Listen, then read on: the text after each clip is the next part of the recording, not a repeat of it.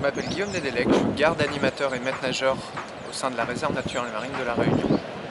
Et nous sommes dans quelle zone ici particulièrement? Nous sommes sur la plage de l'Hermitage, à côté de Saint-Gilles-des-Pins, sur le site du sentier sous-marin de l'Hermitage, que vous avez derrière vous. Donc c'est un site qui est mis en place pour promouvoir la protection, l'information et la sensibilisation du grand public à la protection des récifs coralliens de l'île de la Réunion.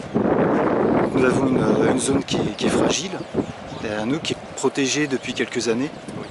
Donc la réserve a été mise en place par un décret interministériel en février 2007 et donc il y a différents niveaux de protection au sein de la réserve. Donc derrière nous, nous avons une zone ouverte où les gens peuvent venir se baigner, pratiquer le palmas suba pour découvrir le milieu. On a une zone interdite qui est une zone de sanctuaire, de protection intégrale.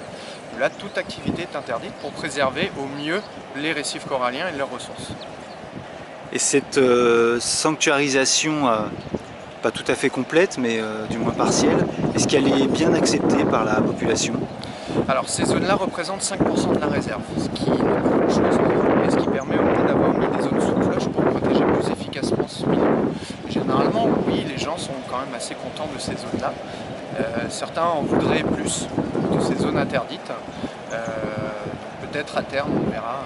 Mais en tout cas, pour le moment, ces 5%, on essaye vraiment d'être présent pour informer les gens de ne pas y aller. Parce que c'est des zones qui sont riches, donc ça attire l'œil.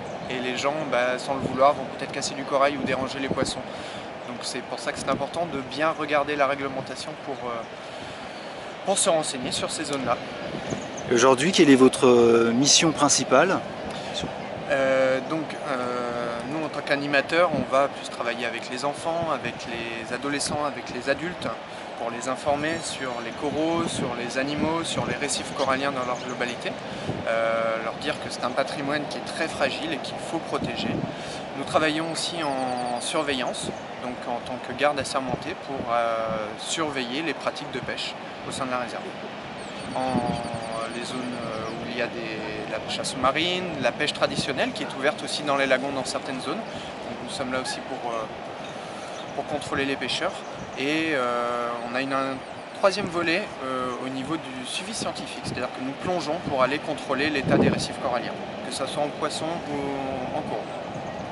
Et sur ce suivi de l'état des récifs coralliens, vous êtes plutôt optimiste ou pessimiste?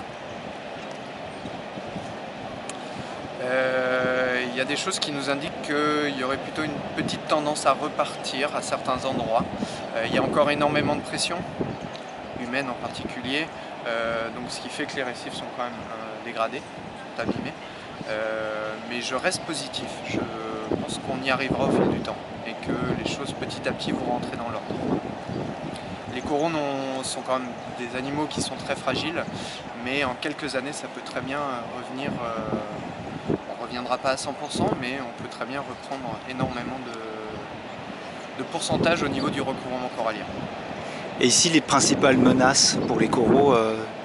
Alors il y en a quand même pas mal. Donc il y a le facteur humain, les gens qui vont marcher sur les coraux, les gens qui vont casser au niveau avec leurs palmes quand on ne sait pas très bien s'en servir, tout ce qui est activité nautique, les kayaks, le kitesurf, la planche à voile, le surf un peu moins, parce que le but est ni de se faire mal ni de casser son matériel, que ce soit pour les autres activités aussi. La pêche sous-marine, la pêche dans les lagons, la pêche traditionnelle peut aussi avoir un impact sur les coraux.